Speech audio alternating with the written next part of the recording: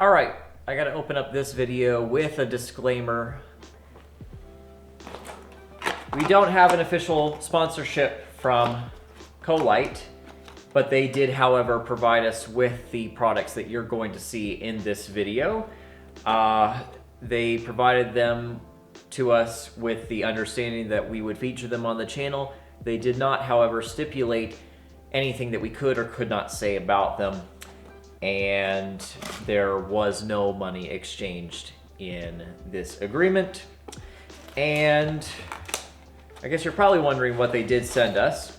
Well, first of all, they sent us these 4-inch Rob2 light pods, which we're going to use as ditch lights. And you might be wondering, Dylan, I thought you already had ditch lights. Well, hold on just one second.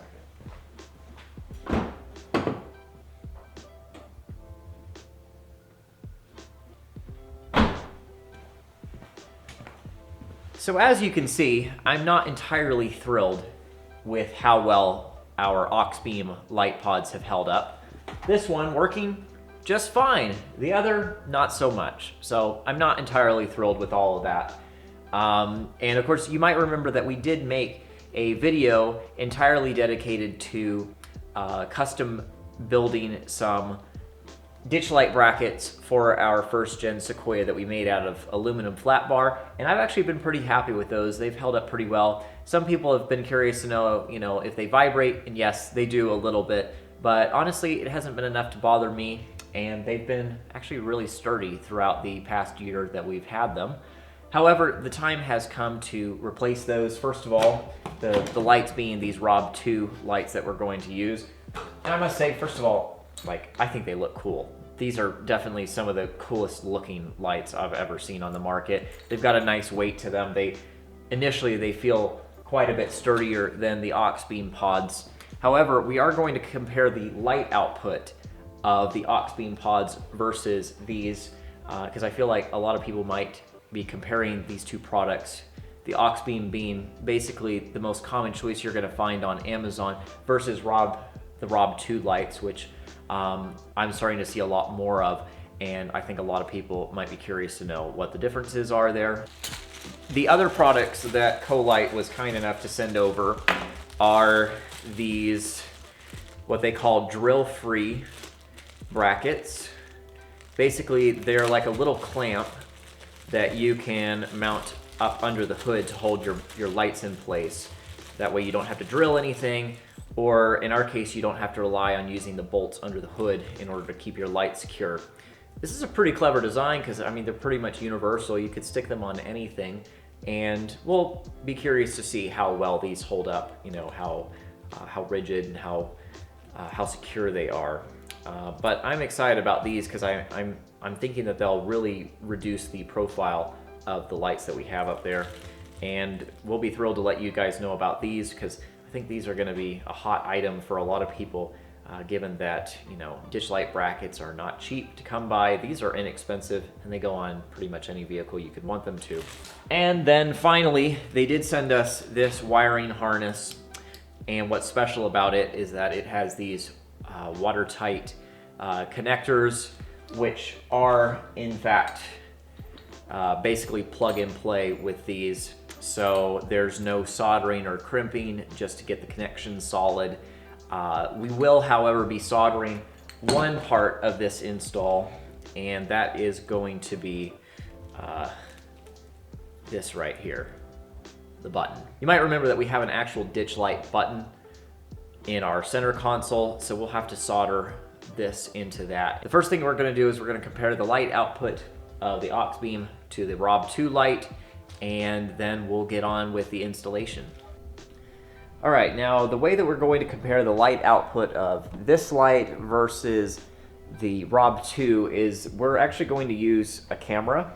So a lot of cameras are equipped with what is called spot metering, which is a great way to directly measure the light output of one exact spot. So that's what we're going to do. I'm going to go into spot metering here, and I am going to look at the exposure value exactly in this area that I am metering. I'm going to pick the same spot. There's a jack stand up there on the wall. I'm going to use that.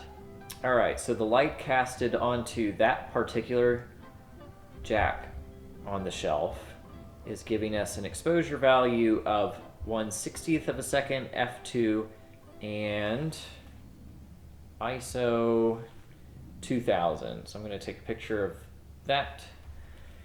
And once we have the Rob2 lights in place, we'll take another metering of the scene and see if there's any substantial light output difference.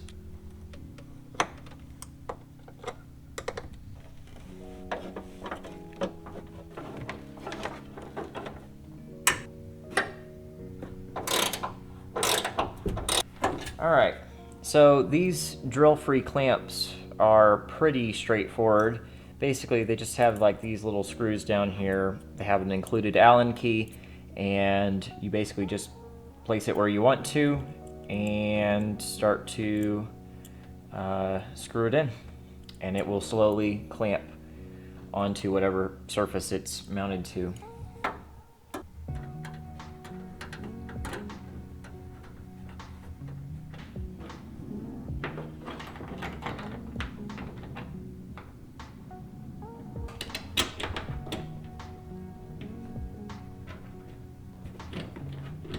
We've got the drill-free brackets put on and the Rob2 lights. The relay's in place, and now we're just going to connect these crimp and solder-free wiring harnesses together, and in just a second we should be able to try this thing out and make sure it works. All right, they're completely installed at this point.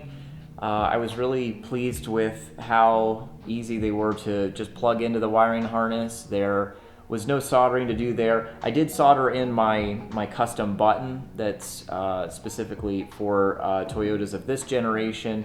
I've shown that before in a previous video, but it works just the same with this wiring harness and with these lights. So now the only thing left to do is to test the light output. So without further ado, we're gonna go ahead and turn off the light and turn these on. All right, so now this time the results are a little bit different. So we had 1/60th of a second f2 and ISO 250. So ISO 250, so we'll just say 200 to 2000, so that's 2 to 400 is one stop, 800, 1600. So that's close to about 3.5 stops of light brighter on these. So yeah, I think the results there are very conclusive that these are much brighter than the aux beam pods, and they look way better. The installation on them was way easier than the aux beam lights, and these clamps were a lot easier than building the ditch light brackets that I did. So all in all, I'm very impressed. The only thing that we have to wait for now is just to see how reliable they'll be over time, but I don't expect any problems. They seem like well-built products. I'm quite pleased with the way that these lights look, and of course we'll report later on as to our overall experience with them, the overall longevity, durability of them and such. One last thing is that Colight did want me to have a coupon code for you guys. It's the Frasers 15. So you can use that if you're going to purchase these Rob2 lights from their website. And I should mention that Lakin and I, we do not benefit at all from you using that coupon code. That is just for you in the event that you do choose to purchase it. So our opinions of the product are still our own. But with that, thank you for watching, and we'll see you in the next one.